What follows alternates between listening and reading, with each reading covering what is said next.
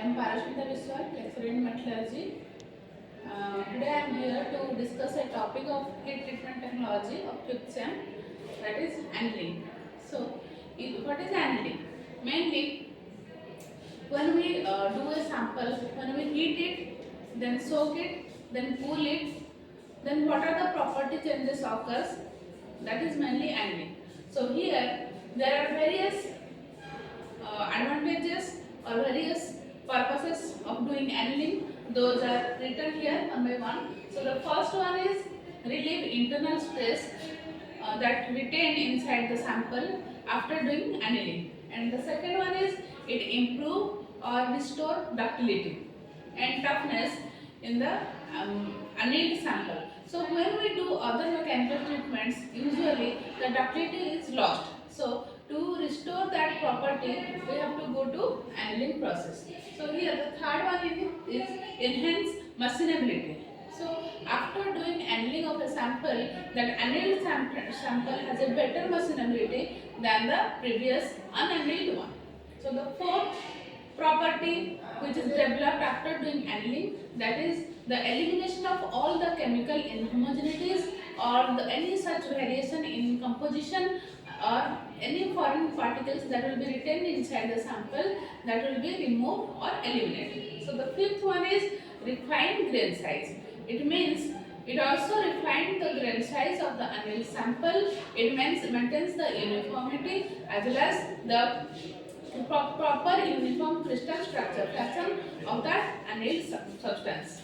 The last one is it reduces the gaseous content in steel. So usually what happens during any such heat treatment process, many gas bubbles are retained inside the sample, which causes blowholes, porosity and such different types of defects. So in order to avoid those defects and to avoid such defects in the final result of the sample, we have to go for annealing process so that all the gaseous content of that sample will be removed and the grain size will be refined and uniform, and as a result whatever the sample will be come out, it will be defect free, gaseous free, as well as having a proper uniform composition. What are the different types of annealing processes? So whenever we talk about types, the first thing comes into our mind that the types depending upon different temperature range. So here basically three types of annealing processes are there. One is full annealing, one is partial annealing, and one is subcritical annealing. So or incomplete annealing. So those are depending upon different types of temperature range. Like here I am showing in a diagram. Suppose this is the temperature range and this is the time graph. This is A1.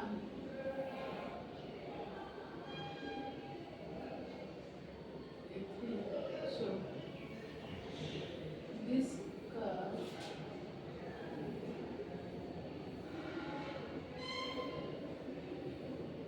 So this curve the first one is for full annealing. The second curve which lies between A1 and A3 temperature range, that is partial annealing. And the third one which is lies below A1 temperature range, that is known as subcritical annealing. So as per the picture shown here, the full annealing is the temperature is carried above A3 temperature range and then it is soaked and then it is cooled. So this full annealing is always done above A3 temperature range. Partial annealing, second one, is done between A1 and A3 temperature range, and the third one, subcritical annealing, is done below A1 temperature range. Let us see what happens between the function of full annealing, partial annealing and subcritical annealing. As I said and shown in the picture, full annealing is done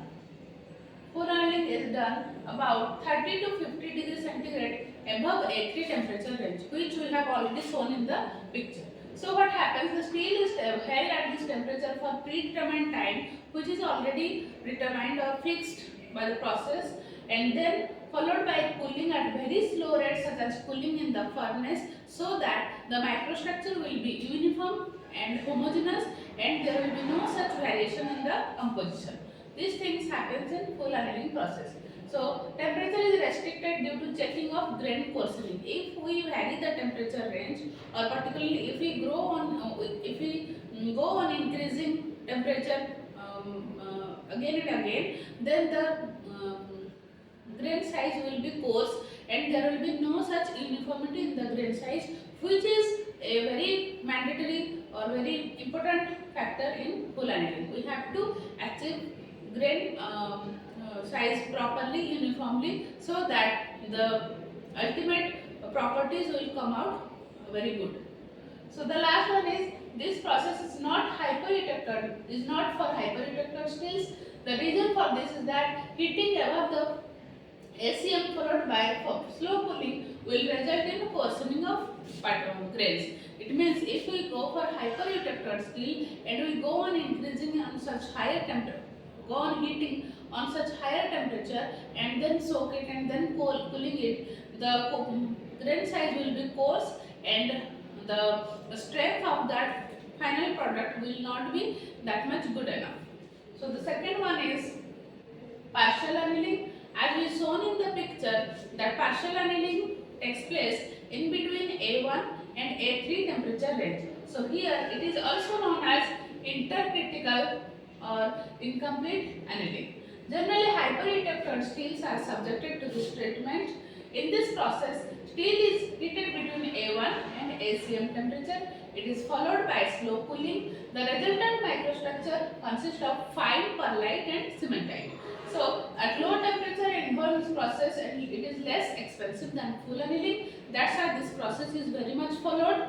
Steel with coarse structure of tight and particle or with Whitburn satin structure are suitable for this treatment. It means both hyporeductor and hyperreductor steels are preferably chosen for partial annealing. This temperature range is maintained in a medium range and hence for the microstructure come out from this partial annealing is, that is, fine particles of cementite. Discussing full annealing and partial annealing, here we come the last one, subcritical annealing according to the temperature range. So as you saw in the diagram, subcritical annealing is carried out below A1 temperature range or below reductor temperature range. So here the steel is heated to a temperature below lower critical temperature and is held at this temperature for sufficient time and then cooled slowly.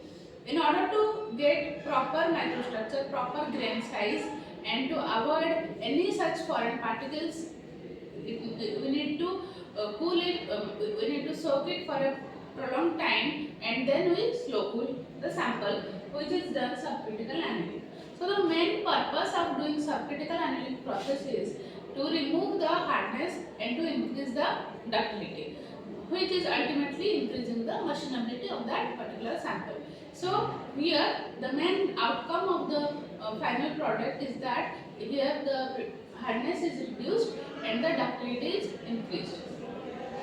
This process is less expensive than decrystallization annealing or full annealing. So that is also one reason for following subcritical annealing. Parts which are fabricated by cold forming, so the stamping, upsetting, extrusion processes, all those are gone through subcritical annealing processes. So these are basically the main the parts which are undergoing forging or undergoing extrusion. Those are need to have a good machinability, a high level of ductility. That's why those samples need to go through subcritical annealing processes. So this was the summary about the three types of annealing processes. Those are divided upon the temperature range of lower critical and upper critical temperature. The first one is full annealing, second one is partial annealing, the third one is subcritical annealing processes.